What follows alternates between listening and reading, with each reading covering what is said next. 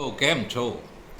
આજકાલ રામાયણ ને મહાભારત જોવાને કારણે શ્રાપ અને વરદાન એ બે શબ્દો વિશે બહુ વાતો થઈ રહી છે. એકચ્યુઅલી આ દુઆ અને બદદુઆનો ખેલ છે. હાયકારો લાગે અથવા આશીર્વાદ કોઈ આપે, કોઈની આંતરડી કકળે, કોઈની આંતરડી ઠરે અને પછી જે ઉદ્ગારો નીકળે એ છે આશીર્વાદ અને શ્રાપ. પણ એમાં કયા આશીર્વાદ લાંબા ગાળે શ્રાપ સાબિત થાય અને કયા શ્રાપ લાંબા ગાળે આશીર્વાદ સાબિત થાય એ નક્કી કરી શકાતું નથી. મોટે ભાગે ઊંધું બનતું હોય છે. આજે તમારે શહેરમાં એક માણસ સુખી સંપન્ન હોય તો એના સંતાનો કરતાં બહારથી જે માણસ આવેલો હોય, બીજા રાજ્યમાંથી મુંબઈમાં ધારો કે આવ્યો હોય કે બીજે ક્યાંય ગયો હોય, તો એ વધારે જુઝારું, વધારે સંઘર્ષ કરવાની શક્તિ ધરાવનારો, વધારે પેટમાં આગ ધરાવતો હોઈ શકે. એટલે ટૂંકમાં ઘણીવાર સુખ છે એ દુઃખ સાબિત થાય, દુઃખ છે એ લાંબા ગાળે સુખ સાબિત થાય. પરાણે પોઝિટિવ કાઢવાની વાત નથી. પણ ક્યુબા નામના એક દેશમાં અચાનક આફત આવી પડેલી અને વર્ષો સુધી ચાલેલી એની આપણે વાત કરેલી, અને મેં એમ કહેલું થોડા મુદ્દા બાકી છે એ હું બીજી વિડીયોમાં કહીશ. તો આ વિડીયોમાં આપણે એ વાત કરીએ કે ક્યુબા પર જ્યારે આપત્તિ આવી પડી ત્યારે એણે જે પરિસ્થિતિનો સામનો કર્યો એમાં સારું શું શું બન્યું. મૂળ વાર્તા તમને ખ્યાલ છે. મૂળ હકીકત એ હતી કે ક્યુબા છે એ સોવિયત સંઘના ટેકે ઊભું હતું. એ સોવિયત સંઘ પડી ગયું તો ક્યુબાએ પડી ગયું. પડ્યું તો એવું પડ્યું, ભયંકર રેશનિંગ શરૂ થઈ. એક માણસને એક દિવસમાં 80 ગ્રામથી વધારે બ્રેડ નહીં મળે, કોઈને, અમીર ગરીબ કોઈને નહીં. એક માણસ એક દિવસ 80 ગ્રામ. ખોરાક ઘટાડવો પડ્યો, શ્રમ વધારવો પડ્યો. વાહનો નહોતા, ચાલીને જાઓ, સાયકલ લઈને જાઓ. ખેતરમાં ટ્રેક્ટરો નહોતા એટલે ખેતરમાં મજૂરી કરો.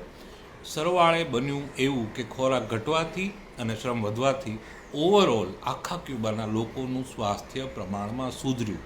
બિનજરૂરી ચરબી ઘટી, હૃદય રોગ અને ડાયાબિટીસના પ્રમાણમાં ઘટાડો થયો. આ ફાયદો થયો.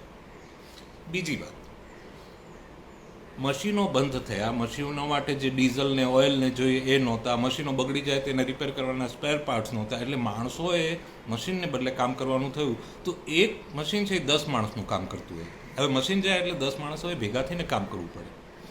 ઝાડનું એક મોટું થડ હોય, જેસીબી મશીન એકલું એને ઉપાડી લે, પણ માણસોએ ઉપાડવું હોય તો 10 માણસોએ ભેગા થવું પડે. અને 10 માણસો જ્યારે સાથી હાથ બઢાના કરીને ઉઠાવે ત્યારે એ ન જોઈ શકે કે બાજુવાળો કયા ધર્મનો છે ને કઈ ભાષાનો છે ને કયા રાજ્યનો છે ને એ કેવો છે. કશું જ નહીં. તમે મુશ્કેલીમાં આવી પડ્યા છો એટલે સાથે રહ્યા વિના છૂટકો જ નથી.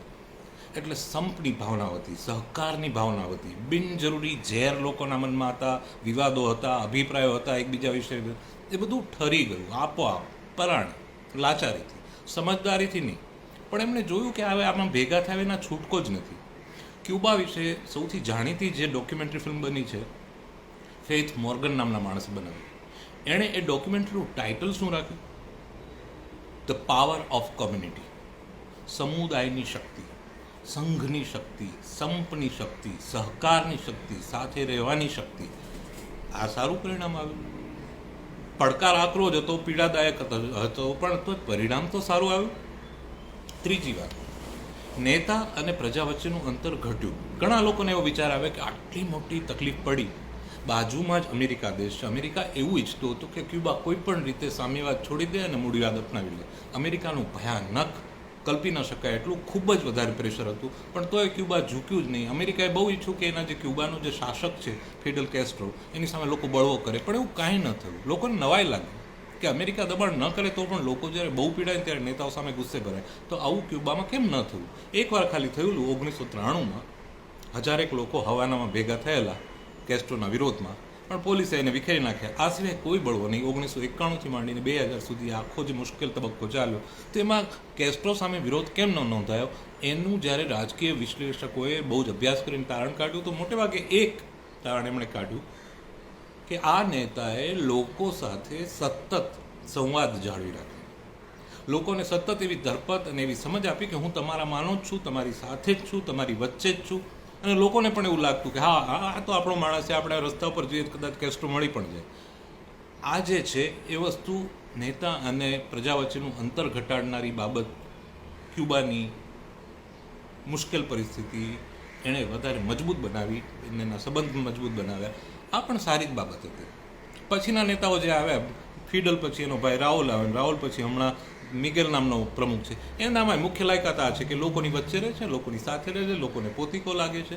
એ કોઈ આમ દૂરની વ્યક્તિ એવું નથી લાગતું. આ એક સારી બાબત છે કે નેતા છે એ લોકોની સાથે સંકળાયેલો હોવો જોઈએ, લોકોની વચ્ચે છે એવું લોકોને લાગવું જોઈએ. તો એનાથી અંધાધૂંધી નથી ફેલાતી, દેશમાં સ્થિરતા વધે છે, દેશમાં શાંતિ સહકાર વધે છે. બીજો ફાયદો, ખેતી. રાસાયણિક ખાતરો બંધ થઈ ગયા, મળતા જ બંધ થઈ ગયા, ઉત્પાદન બંધ થઈ ગયું. જંતુનાશક દવાઓ મળતી બંધ થઈ ગઈ, ઉત્પાદન બંધ થઈ ગયું, વિદેશથી લાવવા માટેના પૈસા નહોતા. પરિણામે ફરજિયાતપણે ખેતીમાં ખર્ચ ખૂબ જ ઘટાડવો પડ્યો, ખૂબ જ. ખેતીનું જે ઇનપુટ હતું કે ખેતીની તમે ખૂબ જ પૈસા નાખો ને ખૂબ પાક લો, એ નીતિ જ ગઈ. તમે વધારે વધારે મહેનત કરો અને પછી ધરતી જેટલું આપે એટલું સ્વીકારી લો. ધરતી છે ને એ આપણી માતા છે ને આપણી લાંચની જરૂર નથી. આપણે છે ને એને લાંચ આપીએ છીએ કે લે આ વધારે રાસાયણિક ખાતર, લે આ વધારે રાસાયણિક જંતુનાશક દવાઓ અને અમને વધારે પાક આપ. પણ માને લાંચ ન અપાય. દીવાર ફિલ્મમાં નિરૂપા રોય અમિતાભને કહેલું, બેટા તું ઇતના અમીર નહીં હુઆ કે अपने माँ को खरीद सके. ટૂંકમાં ખેતીમાં ખર્ચ ઘટાડવાની એ નીતિ અપનાવી તો એ હજી સુધી થોડી થોડી ચાલી રહી છે. આજે પણ ક્યુબા એવો દેશ છે કે જ્યાં તમે સૌથી બરકતવાળી, ફાયદો કરાવે એવી જે આજીવિકા છે, વ્યવસાયો છે, એમાં સૌથી ટોચે વટપૂરક ખેતીનું સ્થાન છે. છેલ્લો, ચોથો મહત્વનો ફાયદો, ગામડું પગભર બન્યું. રસ્તો નહોતો, છૂટકો નહોતો. તમે એક ગામમાં રહો છો, તમારી જે જરૂરિયાતો છે હવે એમાં તમને અમુક એમ થાય કે આ તો બીજેથી મગાવવી પડશે, પણ ક્યાંથી બીજેથી? બીજે પણ કંઈ બનતું નથી, અને બીજે એ વસ્તુ બનતી હોય તો ત્યાંથી અહીંયા લાવવા માટેનું ટ્રાન્સપોર્ટેશન નથી. જે છે આ તમારું ગામ છે, તમારી વસ્તી છે, તમે ફોડો, તમે તમારી રીતે જીવો. એને કારણે ગામના લોકોએ પોતપોતાની ક્ષમતા, તને આ આવડે તો તું આ કર, તને આવડે તો તું આ કર, આપણે સાથે મળીને કરીએ ને આપણે આ આપણું જ ગામ છે, આપણું એક એક ગામ જાણે એક એક દેશ હોય એવી રીતે જીવવાની પરિસ્થિતિ આવી. કોઈ આયાત નિકાસ નહીં, બને એટલી ઓછામાં ઓછી આયાત ને ઓછામાં ઓછી નિકાસ, પોતે પોતાના પગ પર. એક આવો કિસ્સો ભારતમાં બનેલો, નાનો એવો છે. 2001માં આપણે જ્યારે કચ્છમાં ધરતીકંપ આવેલો, ત્યારે કચ્છમાં બળદિયા નામનું એક ગામ છે. એ ગામે ધરતીકંપના 24 જ કલાકમાં આખા ગામમાં બધા ઘરોમાં 24 કલાક વીજળી અને 24 કલાક પાણી ચાલુ કરી દીધેલા. ટેલિફોન નહોતા ચાલુ થયા, પણ વીજળી, પાણી, ગટર, રસ્તા, આ બધું જેટલું તૂટેલું ફૂટેલું એ બધું એ લોકોએ જાતે પોતાના પૈસે અને ખાસ તો પોતાની મહેનતે બધું રિપેર કરી લીધું. એ લોકોએ જિલ્લાના વડામથક ભુજ સામે ન જોયું, એમણે ગાંધીનગરની સહાયની અપેક્ષા ન રાખી, એમને દિલ્હી તો એમના રડારમાં જ નહોતું. એ લોકો કે આપણું ગામ છે, આપણે ફોડવાનું છે, અત્યારે કોની બીજાની મદદ લેવા જશું, બીજાઓ પણ મુશ્કેલીમાં છે.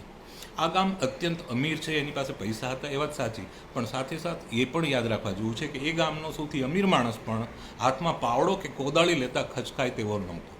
મૂળ મુદ્દો આ છે કે ગામડું પગભર હોવું જોઈએ. ગામડું દેશનો પાયો છે. ગાંધીજી જ્યારે ગુજરી ગયા, જ્યારે એમની હત્યા થઈ, ત્યારે એ દિવસે, એ અઠવાડિયામાં એ પેલી બ્લુ પ્રિન્ટ લઈને ફરતા હતા કે ભારતમાં સત્તા અને મહત્તા એના કેન્દ્રમાં ગામડું હોય, પછી બીજા નંબરે જિલ્લો હોય, પછી રાજ્ય હોય, અને છેલ્લે દિલ્હી હોવું જોઈએ.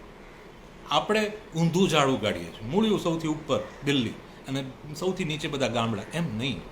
ગાંધીનું એવું કહેવું હતું, અને ખરેખર ઝાડ મૂળિયા ઉપર જ ટકે. ગામડું દેશનું મૂળ છે. ગામડા બધી વાતે બીજા ઉપર અવલંબિત રહેશે તો એ ટકાઉ નથી હોતું. ક્યુબામાં જે વસ્તુ બની કે જે આખો ભ્રમ તૂટ્યો, એમાં મુખ્ય બાબત એ હતી કે આપણે કોઈના ટેકે ટકવું નહીં, પોતાના પગ પર ઊભા રહેવું. तुम्हारे पाँव के नीचे कोई ज़मीन नहीं, कमाल ये है कि फिर भी तुम्हें यकीन नहीं. આવું દુષ્યંત કુમારે કહેલું. ક્યુબાને માર ખાઈને, ઠોકર ખાઈને સમજાયું કે આપણે પોતાના પગ પર ઊભા ન રહીએ તો આપણું આવી બને. આજે વિશ્વમાં સૌથી મોટી સમસ્યા જો હોય અર્થતંત્રોને લગતી, તો એ છે, એક જ શબ્દમાં કહેવું હોય તો એ છે ઉધારી. ઉધારીનું અર્થતંત્ર છે. શેર બજારો ઉધારી ઉપર છે, દેશના અર્થતંત્રો ઉધારી ઉપર, બધા ઉધારી ઉપર, આપણે ઉધારી ઉપર, આપણા ઉપર કેટલી કેટલી લોન બોલતી હોય, આપણા ઘરે ઉધારીના, બધું ઉધારીનું હોય. અમુક ઉધારી કરવી પડે, સમજી શકાય, પણ એ મિનિમમ હોવી જોઈએ. અને બીજી વાત, પાર કી આસ સદા નિરાશા જ તમને આપવાની છે.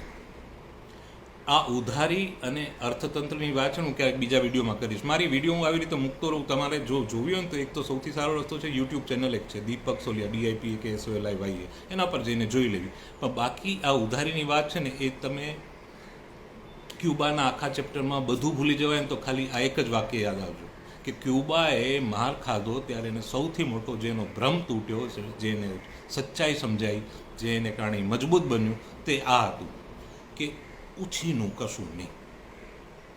ઉછીનો માલ, ઉછીના વિચાર, ઉછીનું તેજ, ઉછીના પૈસા, ઉછીનું કશું કામમાં નથી આવતું. આ એક પાઠ જેવી રીતે ક્યુબા શીખ્યું એવી રીતે આપણે પણ કદાચ કોરોનાને કારણે શીખી શકીશું એવી આશા અને ખુમારી રાખીએ. આવજો.